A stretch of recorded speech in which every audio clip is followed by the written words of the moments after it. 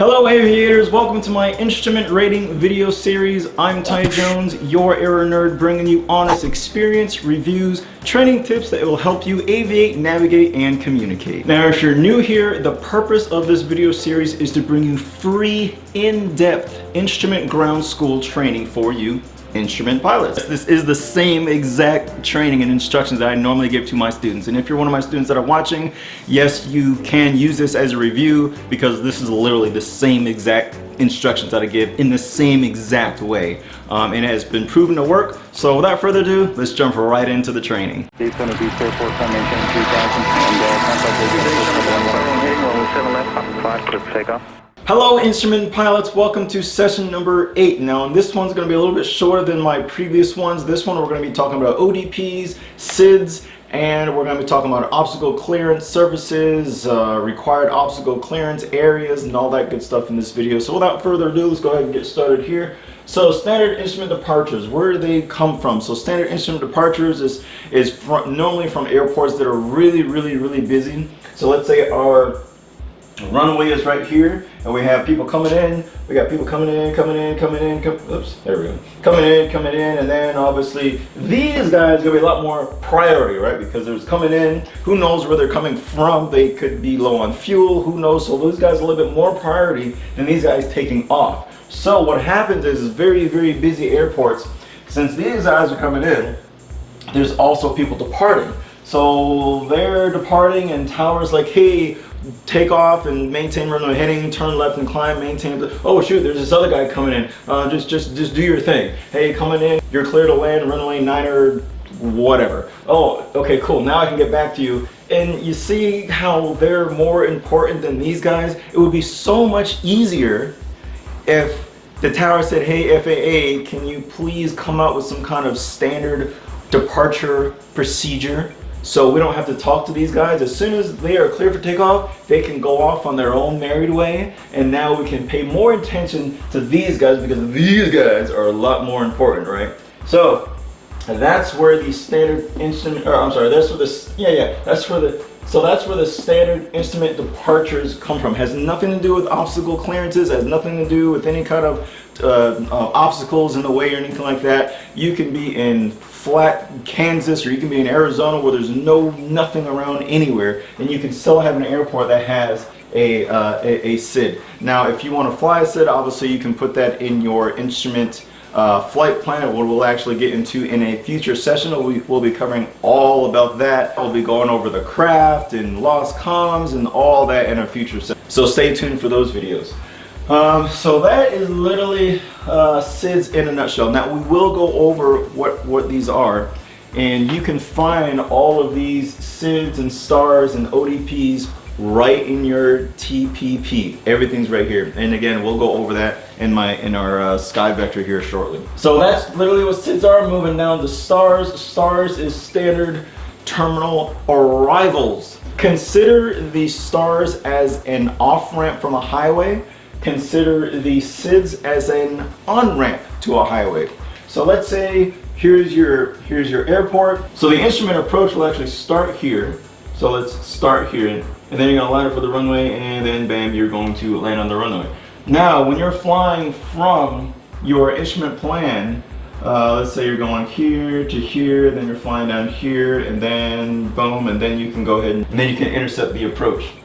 So it would be nice if you can have a way where aircraft are coming from either from here or from here. They can have some kind of procedure to funnel them into the approach for the runway that they're going to be landing on. So let's say this is runway 9er, and the approach starts here. Well, how do we get from here to here at a good lineup? Well, that is the standard arrivals. There are these stars. So if I'm coming here, it's saying that we have to fly from here to, let's say, this nav point, from this nav point to this nav point, and then descend to whatever altitude, and then you're going right there. So this is literally the off ramp. So here's the highway right here. Here's a nice highway. So you're getting on the off ramp, and now you're going on the approach. Now the on ramp to get back onto the highway to your flight plan, your IFR flight plan, consider that to be your SIDS, your standard instrument departures. So after this, You're going to fly to this point, that point, and then you're off to the highway. You're off to your instrument plan. So consider it that way. So on ramp, off ramp. Okay, so where does obstacle departure procedures even come from? So the FAA named it. So minimum climb performance of your aircraft has to be at least 200 feet per nautical mile. If you're flying an aircraft that can't go 200 feet per nautical mile, anyway, you're flying a drone or something, I don't know. Anyway, so that is the minimum requirement climb gradient for the departure end of the runway. So let's say that's all you can do is 200 feet from nautical mile. That's it. So that's this is the blue line right here. I don't know if you can see it. I might have to zoom in a little bit. Actually, I'll go ahead and zoom in a little bit. Okay, cool. We're zoomed in. So as I was saying before, 200 feet per nautical mile. That's your blue line right here. That's the minimum requirement. So what is this red line right here? So this right here is your obstacle clearance surface. If there is anything that punctures through this line right here, and then how they calculate that is every 1 nautical mile they go, they have 152 feet. 152 feet, that's where your obstacle clearance surface is going to start. Now the remaining 42 feet to make up that 200 is going to be within the required obstacle clearance area, and then it doubles. So 2 nautical miles, and hey, then you have 400. If this doubles, 48 times 2 is going to be 96. 152 times 2 is going to be 3 or 4. You add it up and then you get 400, and then you keep going for 3 and then 4 and then 5 and so on and so forth. So that's how this little area is calculated. Now let's say if we have a tree that punctured a little tree that's right here.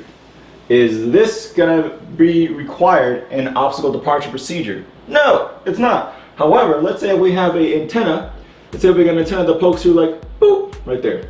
Since this is puncturing the obstacle clearance surface, you're going to need an obstacle departure procedure. Before we jump in the sky vector real quick, I just wanted to show you in a TPP. Now I know this is expired, don't judge me, but I don't really buy these anymore because they come for free electronically. But if you were to have one of these, I highly recommend you start out with the paper copy, so you can actually use it to highlight, use this to study. Now once you are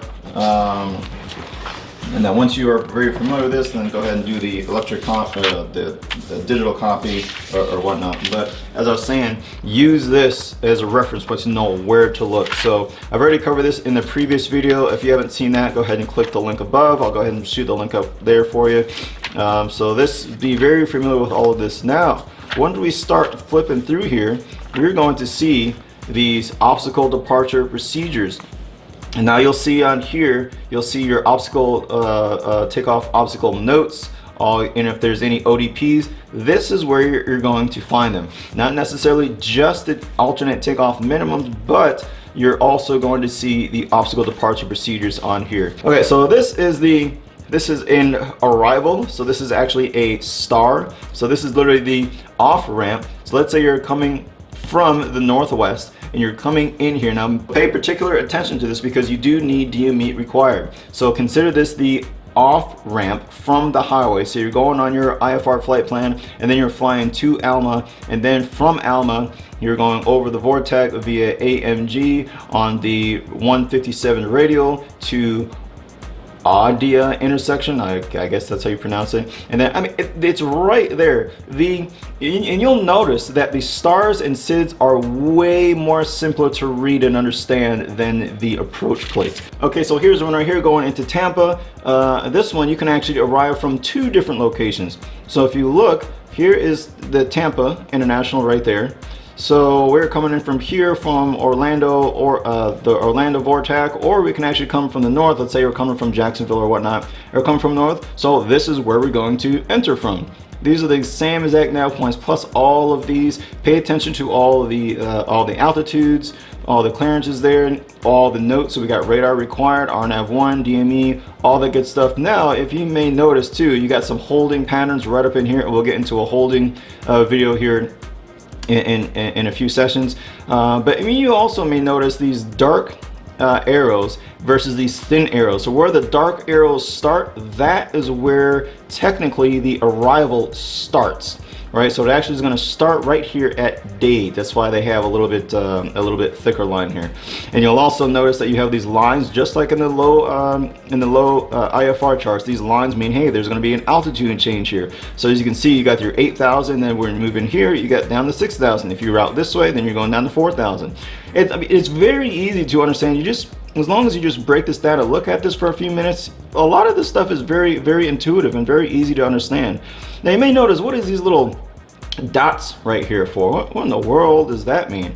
Well, as I said before, know where to look, right? The FAA always gives you a legend of what everything looks for. So we're gonna go to the legend right here, and we're gonna see right here, it says, oh, look at that, lost communication track. So hey, if we have lost comms, then we're going to keep on continuing right on here, and then we're going to do this track right there. Okay guys, so real quick, I'm going to show you an example of the trouble T, and it could possibly mean it's not a standard takeoff, but it also represents an obstacle departure procedure. So let's go to Flagler really quick. So I'm going to type in KFIN.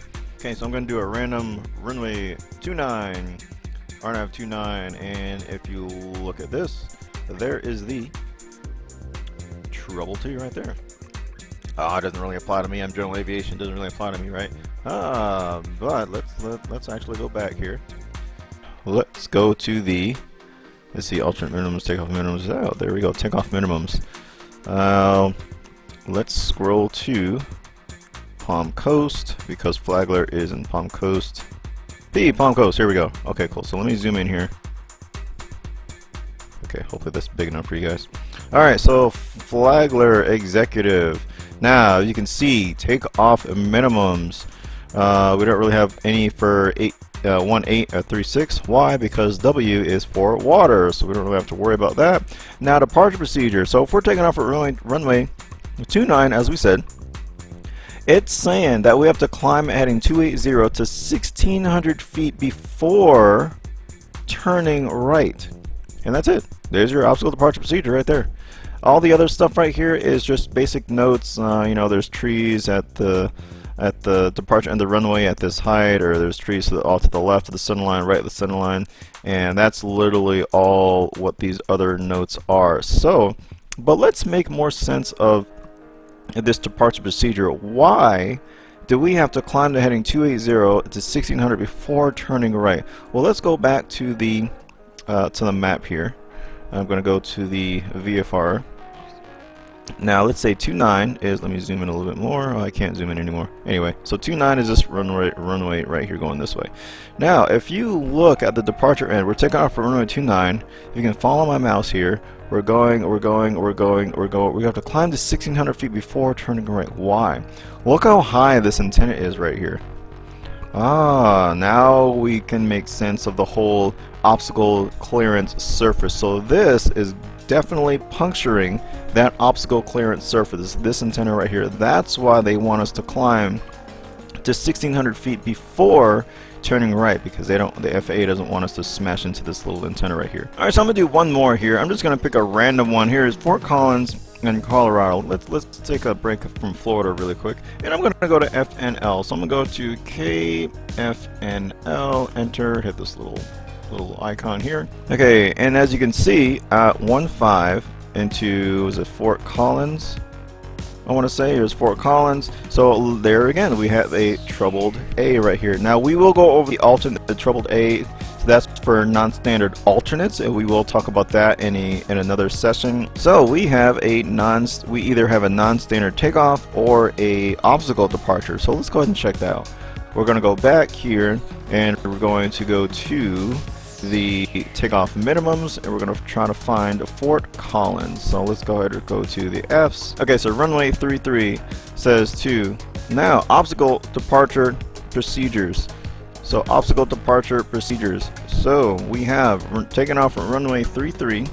Here's some notes that says, hey, multiple trees are beginning here and there, or whatnot. But the most important thing is, it says right here, climb heading between 323 CW clockwise to heading 148 from the DER, that's departure end of the runway, and all other courses, climbing right turn heading 122 to intercept the GLL VOR on the 257 radial to GLL VOR DME. Then you want to keep climbing in the holding pattern, hold northeast right turns 205 inbound until you're at 16,500 feet before proceeding on course. Now, what does all this mean? So let's actually go back to the map here. So what this procedure is saying, so here is Fort Collins right here. So we're taking off, and let's say we want to go to the west.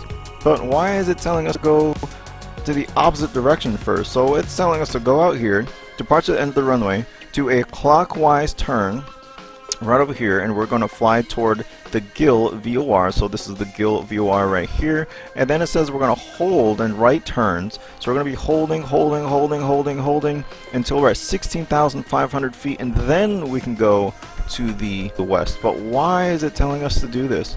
So let's make a little bit more sense of this, and let's go to the world VFR chart. Now here's Fort Collins right here. This is where we just took off from, and it's saying that we have to turn up, go up here, and then go over to here, circle, right turns, and then when we're at 16,000 feet, then we can go on proceed on course. But why? Well, if you look west here, look at all of these mountains. If we try to take off here and just turn and just climb to the west, you're going to smash right into these mountains. So it's very important to understand and pay attention to, if your airport has that treble T on the approach plates, pay particular attention to what it's saying. If it's a non-standard takeoff minimums, then that's something a little different, but obstacle departure procedures are very important to consider. Now here's another star right here going back to Orlando. So this is if we're coming from, let's say for example, Miami or the Keys, and we want to do this standard arrival. Now again, this is consider this the off ramp from your IFR flight plan. So we're coming from down here, most likely we'll probably fly to the PNK VOR, and then we're going to fly inbound to the Bayern, or however you pronounce that, and then we're going to be vectored to where, either if we're going to go from here to Odell, and then also it depends on what approach that we're going to be shooting. So, and again, the dark black lines you can see right here, this is where the approach is actually going to start for Goofy 7 arrival. Pay particular attention again to all of these small little details here, all of this stuff. You definitely want to pay particular attention to that. All of the instructions, the specific instructions, will be literally written in detail right down here in the arrival route description. I can't really get any simpler than that, but pay particular attention to the notes, especially because that is what's really going to bite you on the checkride if you're not paying attention to this. So obviously, if we're in a Cessna, we can't really shoot this approach. Why is that? Because in the note right here, it says for turbojet / turboprop aircraft only. Other than that, this is the same as any other star. Now let's go into a SID really quick. Okay, and I just picked a random Orlando SID right here. So this is departure for Orlando for departure. So this may look a little bit different, but it's literally following the same concepts. Now let's say we're taking off at runway 17 left, and we have our descriptions right down here. So taking off 17 left, 17 left. So 17 left, that's going to be southbound. So it says once we're taking off, it says to climb on heading as assigned or for vectors to filed or as assigned by ATC. And then, just like how we just like how we seen in the Daytona departure, it says thence ... we skip until we pick up the other ... and so after that, then we maintain 5,000, expect further clearance to filed altitude / flight level 10 minutes after departure.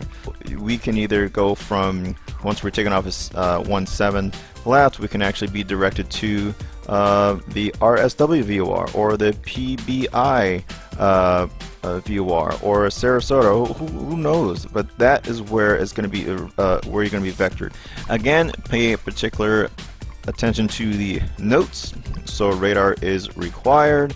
Take off runway 35 left/right. The 36 left/right. DME is required. So pay particular attention to the small little print. I can't really stress that enough.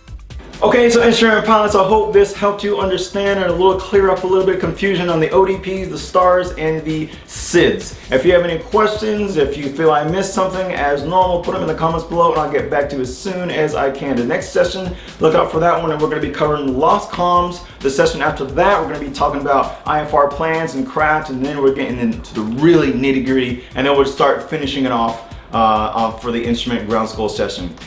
So look out for that. In the meantime, keep flying, keep learning, and always have fun. I'll see you guys next time.